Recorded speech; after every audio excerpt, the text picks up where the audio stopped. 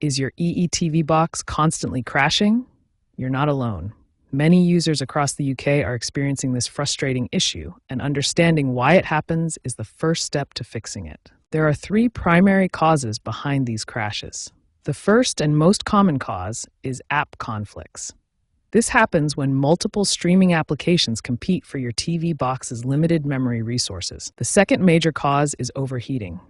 When your EE box's internal temperature exceeds 65 degrees Celsius, the system becomes unstable and crashes to protect itself from damage. The third cause involves software-related problems.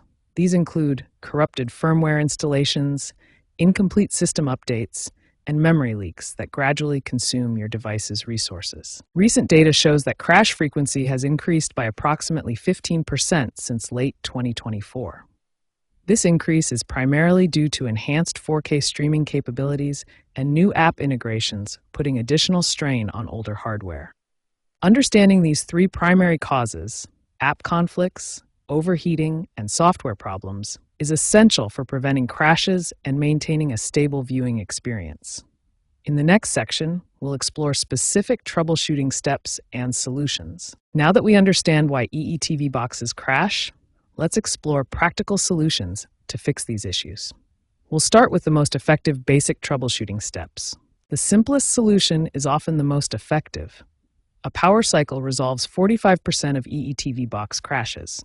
Simply unplug your device for 30 seconds, then plug it back in. Overheating is a major cause of crashes. Ensure your TV box has adequate ventilation by keeping it in an open area, away from heat sources, and clean it regularly to prevent dust buildup. App conflicts cause many crashes. Close unused applications and clear your cache weekly. This simple maintenance has a 62% success rate for resolving app-related issues. For advanced users, network optimization is crucial. Ensure a stable broadband connection of at least 25 megabits per second for 4K streaming. Monitor your connection quality and consider Ethernet over Wi-Fi for better stability. Here are the success rates for different troubleshooting methods. Software resets resolve 73% of issues, while factory resets fix 89% of persistent problems. If these don't work, firmware reinstallation has a 95% success rate.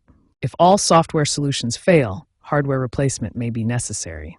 EE reports that 8% of chronic crash cases require box replacement, which has a 98% success rate. Contact EE support if you've tried all these solutions without success.